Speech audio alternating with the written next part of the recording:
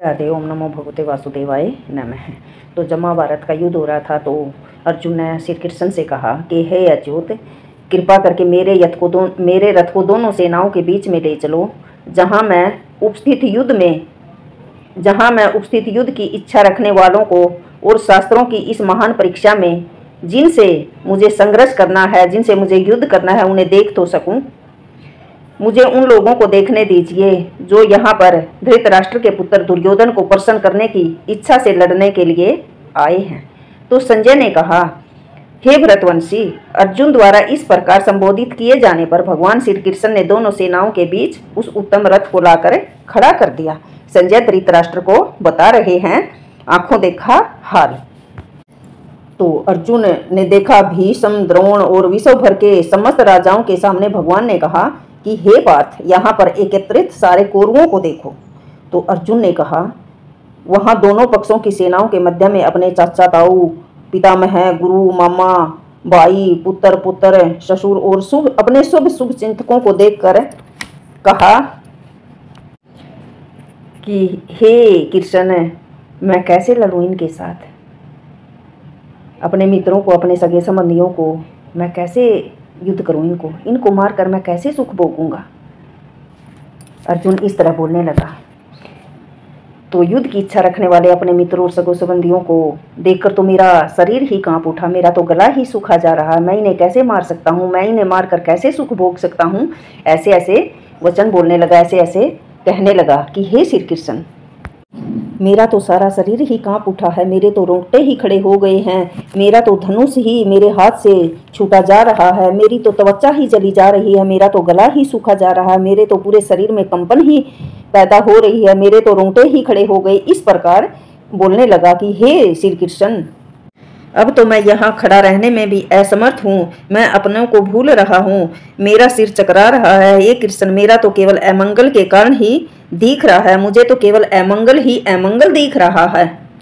अर्जुन ने कहा, हे कृष्ण, इस युद्ध में अपने ही स्वजनों का वध करने से न तो मुझे कोई अच्छाई दिख रही है और न किसी प्रकार की विजय दिख रही है, न राज्य सुख करने की मेरी इच्छा है। ऐसे राज्य का सुख भोग कर मैं करूं ही क्या गा, ऐसे राज्य का सुख की इच्छा मैं कभी नहीं रखता। अर्जुन ने कहा, हे गोविंद, हमें राज्य सुख अथवा इस जीवन से क्या लाभ है, क्योंकि जिन सारे लोगों के लिए हम उन्हें चाहते हैं वे ही युद्ध भूमि में खड़े हैं। हे मधुसूदन, जब गुरुजन, पितरगण, पुत्रगण, पितामह, मामा, ससुर, पुत्र, साले तथा सारे सगे संबंधी अपना अपना धन एवं प्राण देने के लिए तत्पर हैं, मेरे समक्ष खड़े हैं, फिर मैं इन सब को कैसे मारूंगा। भले ही वे मुझे क्यों न मार डालें।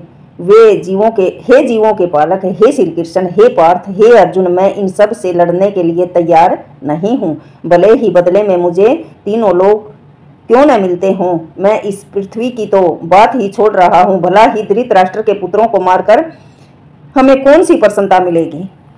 हे श्री कृष्ण, यदि हम ऐसे ही अपनों का वध करते हैं, हम पर क्या पाप नहीं चढ़ेगा। इसलिए यह उचित नहीं होगा। हम धृतराष्ट्र के पुत्रों तथा उनके मित्रों का वध कर रहे हैं। हे लक्ष्मीपति कृष्ण, इससे हमें क्या लाभ होगा और अपने ही परिवारजनों को, अपने ही कुटुंबियों को मारकर हम किस प्रकार सुखी हो सकते हैं।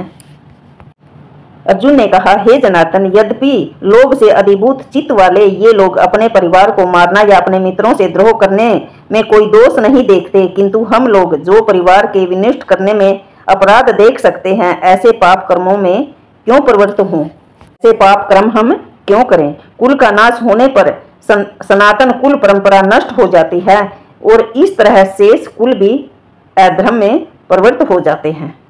हे कृष्ण, जब कुल में अधर्म हो जाता है तो कुल की स्त्रियां दूषित हो जाती हैं और स्त्रीत्व के पतन से अवांछित संतान उत्पन्न होती हैं। जब स्त्रियों का स्त्रीत्व खत्म हो जाएगा, पतिव्रता धर्म खत्म हो जाएगा, वह पराये मर्दों से संबंध बनाएंगी तो अवांछित संतान उत्पन्न होंगी। हे कृष्ण, अवांछित संतानों की वृद्धि से निश्चय ही परिवार के लिए तथा पारिवारिक परंपराएं को विनिष्ट करने वालों के लिए नरक जीवन उत्पन्न होता है। ऐसे पतित कुलों के पुरखों पितर लोग गिर जाते हैं, क्योंकि उन्हें जल और पिंड दान देने की क्रियाएं समाप्त हो जाती हैं। ओम नमो भगवते वासुदेवाय नमः। राधे राधे।